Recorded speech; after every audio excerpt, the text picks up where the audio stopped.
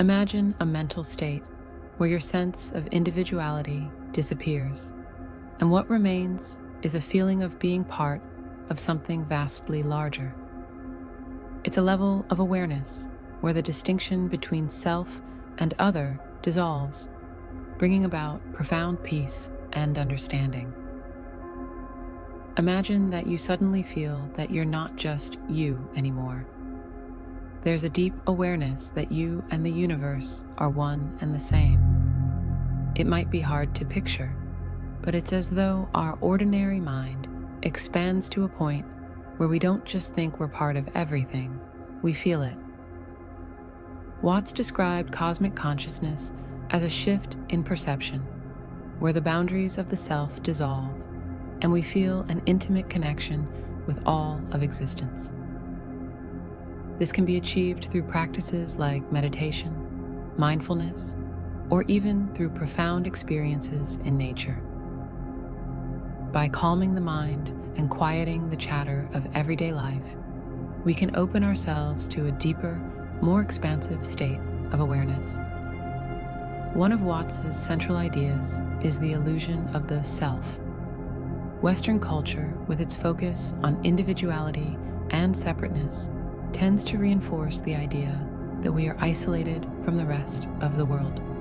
However, Watts argued that this perception is a mental construct, not a reflection of reality.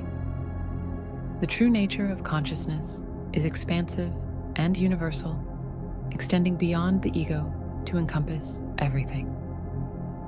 By understanding the self as a temporary and illusory part of a larger, interconnected whole, we can begin to dissolve the barriers that keep us isolated and disconnected.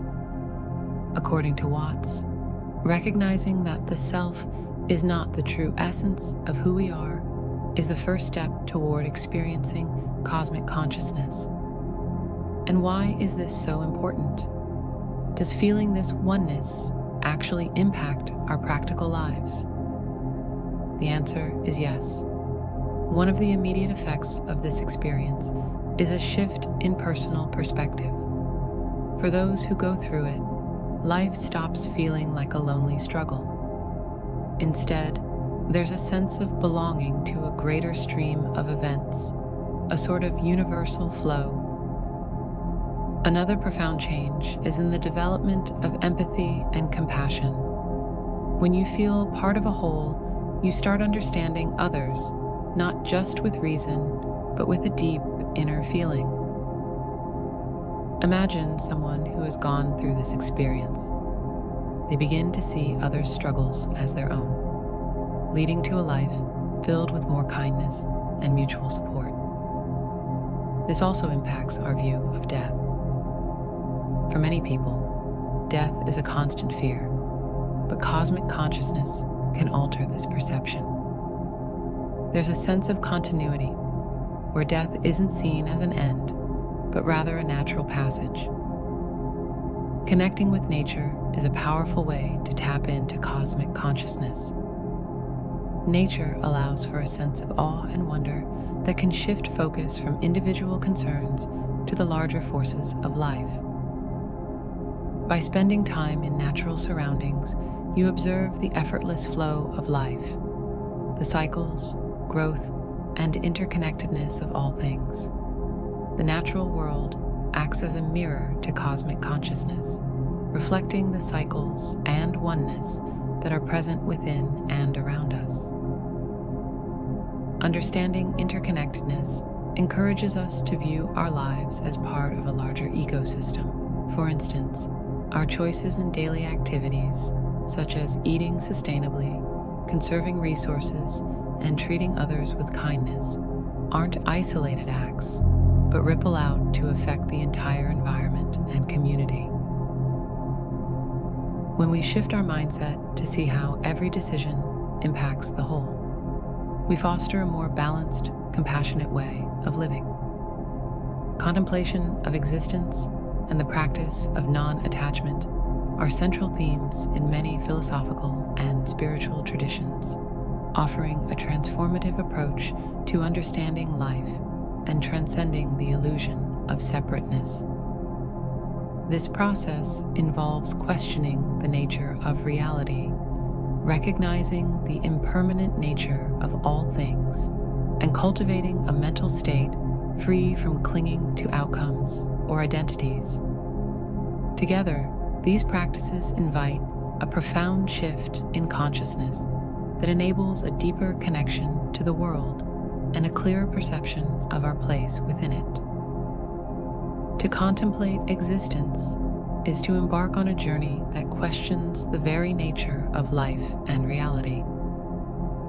This inquiry begins by acknowledging the mysteries inherent in being alive, such as why are we here, and what is the nature of consciousness?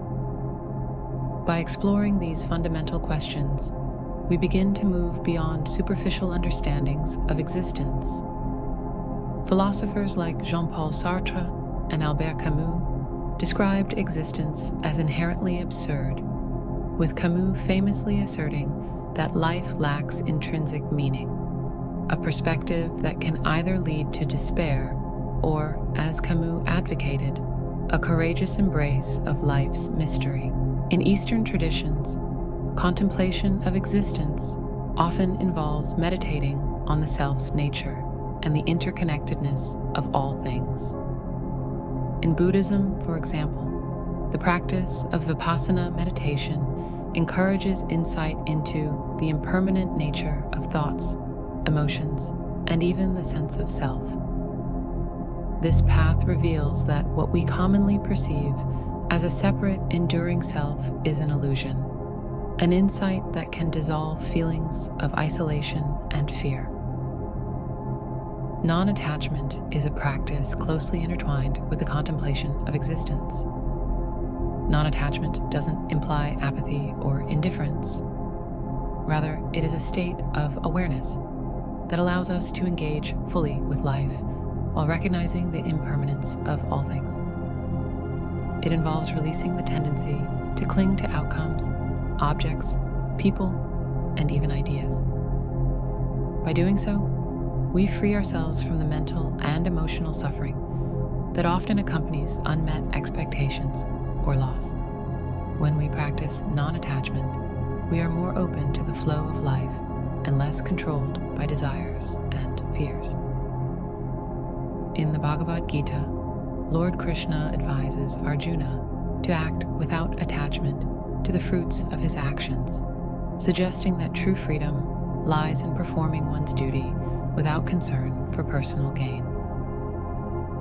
Similarly, in Buddhism, the concept of anatta, or no self, challenges the notion of a permanent, unchanging identity, encouraging practitioners to let go of ego-driven attachments. Non-attachment, in this sense, is about understanding that clinging to the transient, whether it be material possessions, relationships, or self-image, leads to suffering because everything in life is inherently impermanent. Non-attachment is also a practice that fosters inner peace and equanimity, allowing us to engage in life without becoming entangled in its inevitable fluctuations. When we can let go of the need for control and the desire for stability in an ever-changing world, we experience a profound sense of freedom. Psychologically, this can reduce anxiety as it shifts focus from obsessing over outcomes to appreciating the present moment. By embracing this perspective, we can live with a sense of wonder and openness, finding meaning not in fixed goals or identities, but in the unfolding of each moment. This path is one of liberation, where freedom lies not in controlling life, but in learning to let go and be present within it.